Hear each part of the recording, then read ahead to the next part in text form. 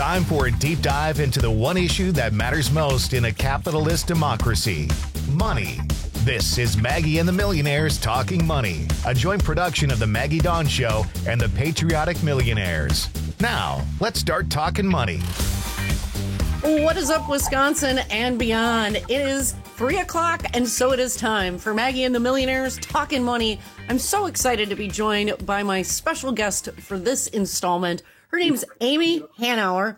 She is the executive director of the Institute on Tax and Economic Policy, a nonpartisan tax policy organization that works to bring accurate research and data to tax policy conversations. Amy spent nearly 30 years creating economic policy that advances social justice and is also the executive director for Citizens for Tax Justice, the founder of Policy Matters Ohio, and the board chair for the American Prospect magazine. We're here today to talk about Trump's tax plan. He's promised to cut the corporate tax rate again. He's promised to extend the many tax cuts, especially to the ultra wealthy, that were part of his 2017 tax bill. He's promised to exempt overtime pay and tips from taxes and impose a new 20% tariff on imported goods. Amy's organization, shorthand ITEP, the Institute on Tax and Economic Policy, just released an absolutely groundbreaking report analyzing what would actually happen if all of Trump's policy proposals were implemented. And headline is, the results would be horrible for ordinary working Americans, because the richest 5% would get a tax cut, but the 95% of the rest of us, we'd end up paying more taxes than we do today. Let's get into that report with Amy. Amy, if you could just explain a little bit more about the baseline findings of the report. And folks, if you're listening out there and you want to read the report for yourself, we're going to have that report, the link to it, the entire report in our show notes today. You can find that at civicmedia.us, and you can always Google the Institute for Tax and Economic Policy, ITAP, and find it yourself there. But Amy, what are the headlines from your newest report? Yeah, Maggie, thank you so much for having me on, and it's great to talk to you. And the one thing I should have put in my bio is that I spent my 20s in Wisconsin, both Madison and Milwaukee, so the state that will always be in my heart. So great to be talking to Wisconsinites again. You got it right. So my organization is called ITEP, and you can find all of our stuff at itep.org. And this morning's front page of the New York Times, the Trump tax proposals would on average lead to a tax cut for the richest 5% of Americans and a tax increase on everyone else. And I got to tell you, Maggie, it's almost unbelievable to think that you could skyrocket the deficit to such an incredible degree and still raise taxes on working Americans. But somehow Trump has pulled that off. And the way that he has pulled that off is by making sure that it contains tax cuts of $36,000 on average for the richest 1% of households, and tax increases for everybody else. And so for the middle 20%, for middle income people, they'd pay about $1,500 a year more in taxes under the Trump tax plans. Again, while the richest 1% is paying $36,000 less. I just want to emphasize those findings because we're having a little problem hearing you, Amy. So if you could speak up as much as you can. I also put the phone number for the studio in our chat just in case you need to call in. ITEP took all of Donald Trump's tax proposals. So the tariff, the corporate tax cuts, the exemptions for tips and overtime, took all of this together, as well as the extension of his tax cuts from 2017 for billionaires and 100 millionaires. And you analyze them as a whole. That's what's really important here. And that is the appropriate analytic or analysis approach, right, to really get an idea of what the impact of these proposals would be as a whole on the middle class.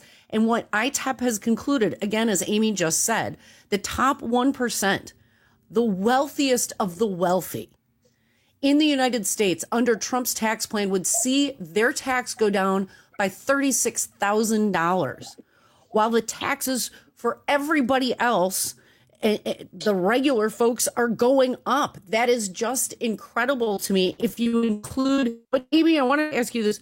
Who ends up just on an economic basis hurt the very most? Well, I mean, I think that all of us are hurt because it balloons the deficit. So what that means, I mean, what has been the past practice is that when Republicans have a trifecta, when they have the power to put in place whatever they want, they put in place policies that give large tax cuts to the very wealthiest and to corporations.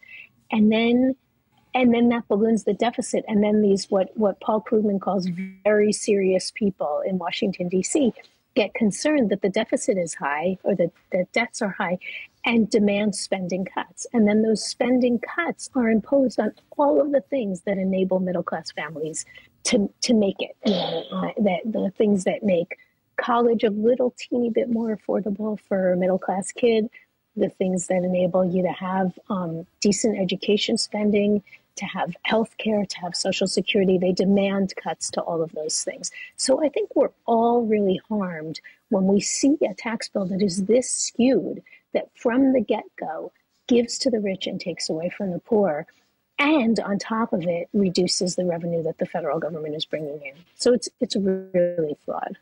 And just today, one of the Wisconsin Senate candidates, to your point about, okay, so you give away these, basically give away money to billionaires, 100 millionaires, and the wealthiest corporations. What that ends up doing, ballooning the deficit, which then provides this predicate for conservatives to start cutting all sorts of spending, which ends up hurting middle-class Americans. Just today at the Rotary Club's luncheon, our Senate candidate, Eric Hovde, got on the stage and basically confirmed that plan, that he wants to cut Social Security, veterans benefits, and Medicare. That's what this leads inexorably to in the end sum. I wanted to focus in a bit, Ms. Hanauer, on this 20% tariff on foreign goods. This is really the centerpiece of Trump's plan. It's what he talks about all the time. Can you talk about whether tariffs are good or bad policy, and specifically then address Donald Trump's 20% tariff plan? Yeah. I mean, look, I think that there are targeted times when tariffs can be useful to protect a domestic industry that's really, really important, to protect a domestic industry that may have something to do with national security, or to retaliate against another country that is imposing some sort of tariffs on us. But all economists agree that broadly based tariffs raise the prices paid by consumers and businesses on the goods and services that they buy. And so with these sweeping tariffs proposed by Trump, which are far larger than anything on the books today, they would end up raising the prices faced by American consumers just across the income scale. And because low and middle income families end up spending a larger share of their earnings just to make ends meet, it ends up having a much bigger effect on their budget. And here's the thing, it's like anything that's imported. So take, bananas, like we're not going to start producing bananas in Iowa, but we're going to say that consumers have to pay more for them, avocados. And so we have to think about what is it that we actually have a targeted domestic need to produce here. And then maybe there might be some role for that. But slapping tariffs on across the board just to be punitive, just to sort of show that you're stronger than some other country, is going to raise taxes for everyone. And that's what we found in our analysis, was that the middle-class families were going to be paying about $1,500 a year, $1,500 a year more as a result of these plans. Absolutely incredible.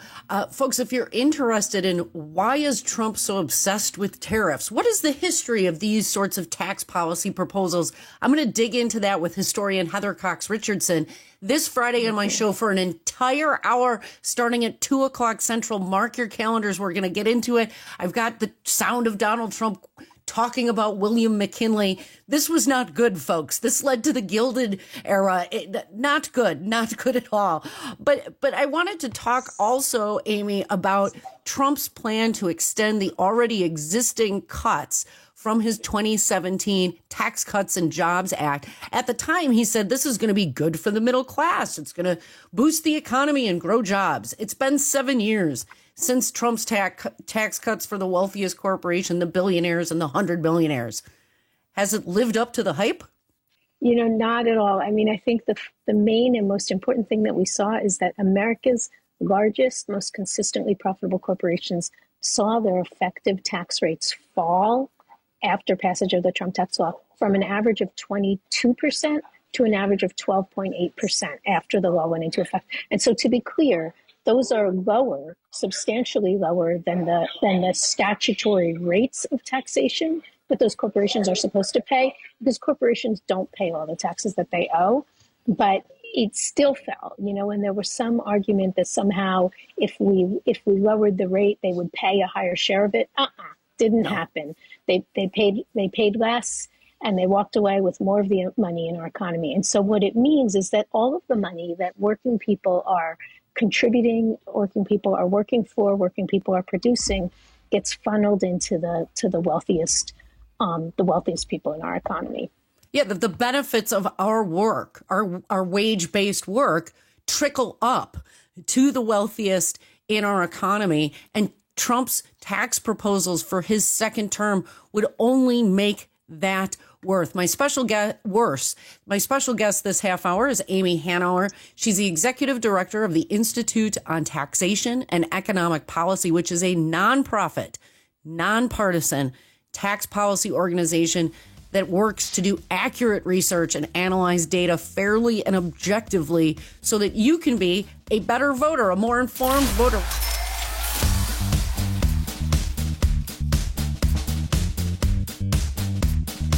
My special guest this half hour is Amy Hanauer, the executive director of the Institute on Taxation and Economic Policy. If you go to itep.org, you can find out more about their work and read their groundbreaking report just issued today that analyzes the impacts on the middle class of the collective Donald Trump tax proposals for his second term. Importantly, ITEP is a nonprofit and nonpartisan tax policy organization that works so that you and I can be better and more informed voters. Amy wanted to jump right back in. What was what did Donald Trump do with the tax cuts? How did he make that work? Did that inure to some benefit to Donald Trump, those tax cuts in 2017? I don't get it. They exploded the deficit. They hurt the middle class. So what was the point? Yeah, I mean, I think that what we know about Donald Trump and his sort of policy priorities is that he believes that, first of all, the Republican Party wants to increase wealth inequality. There is not a priority in sort of increasing the income of the middle class and certainly of the low income families in this country. I think there's a real priority of keeping Americans divided from each other by race and by gender, and that it feeds into his priorities when the wealthy get wealthier and he's able to we're not political analysts, but able to get the political contributions from that group of people. So I think that that's part of what was going on with him. But I think that what the policy really did was to just enable corporations to pay lower taxes and enable wealthy people to pay lower taxes. And that's very consistent with a lot of things that he has always prioritized in his career. I want to ask you, one of the things that I hear frequently from people is, look, those tax cuts are really good for small businesses. It's not about these massive corporations. It's about all of these small businesses. Did small businesses benefit most from Trump's tax cuts? Yeah, I mean, the 296 largest and most consistently profitable U.S. corporations paid $240 billion less in taxes between 2018 and 2021 than if they had continued to pay the rates they'd paid before the Trump tax law. The profits of huge corporations rose by 44%, but their federal tax bills dropped by 16%. So it was not something that was directed towards small businesses. Small businesses struggle to make a profit. Small businesses often don't even pay their taxes through the court in a different way. And this is just not what that was the priority.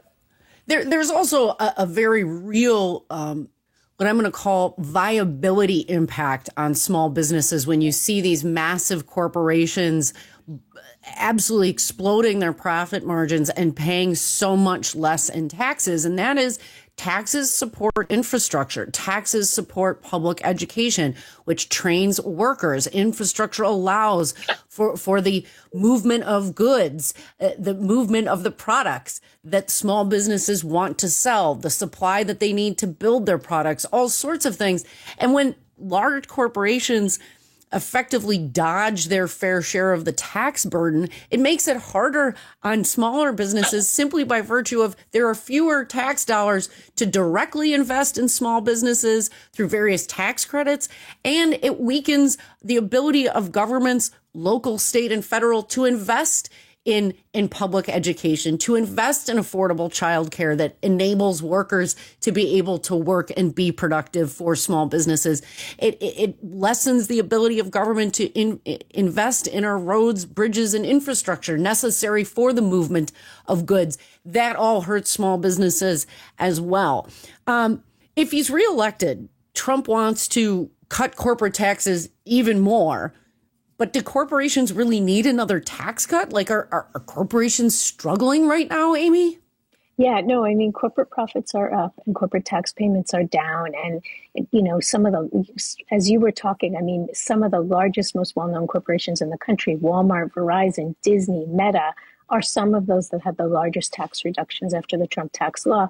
And I think it is actually very self-defeating, because some of the things that you were saying really relate to businesses of all sizes. You know, they all need a well-trained workforce. They all need an adequate infrastructure that can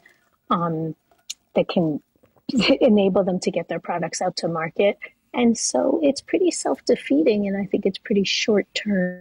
I think a better investment for most small businesses is to make sure that working people are able to get by on what they're paid, and to make sure that we have affordable childcare in this country, that college is affordable in this country. So I look at some of the things that, like what we did during the pandemic, where we increased the child tax credit. We cut child poverty nearly in half, while putting a lot of money into the pockets of middle-income families, basically any family that had a kid. That made it easier for people to get by. And so at a time, you know, when unemployment was the highest it's been in many, many decades, we didn't really take a big economic hit, because we helped people out and helped them get through that time. So yeah, I think that there's a lot like that we could do.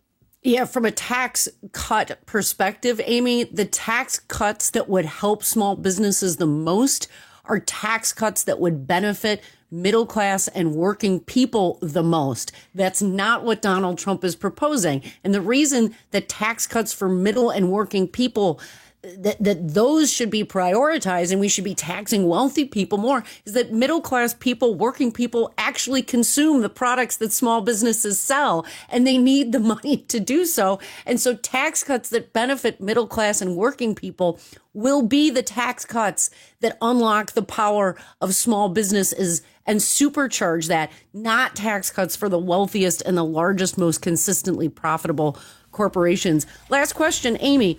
Donald Trump plans to exempt from income tax tips and overtime. Will this have some unintended effects? Very briefly, you got about 20 seconds.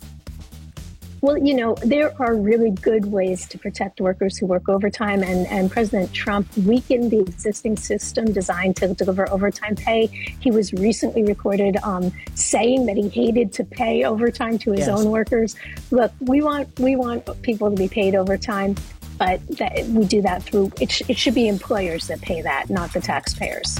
Thanks so much. That's Amy Hanauer, the Executive Director of the Institute on Taxation and Economic Policy. Go to itep.org to find their report and more. It'll also be in our show notes at civicmedia.us. Thanks for listening to Maggie and the Millionaires Talking Money, a joint production of Civic Media and the Patriotic Millionaires. For more information, go to patrioticmillionaires.org. And be sure to tell your friends. The Patriotic Millionaires buy advertising across a number of Civic Media stations.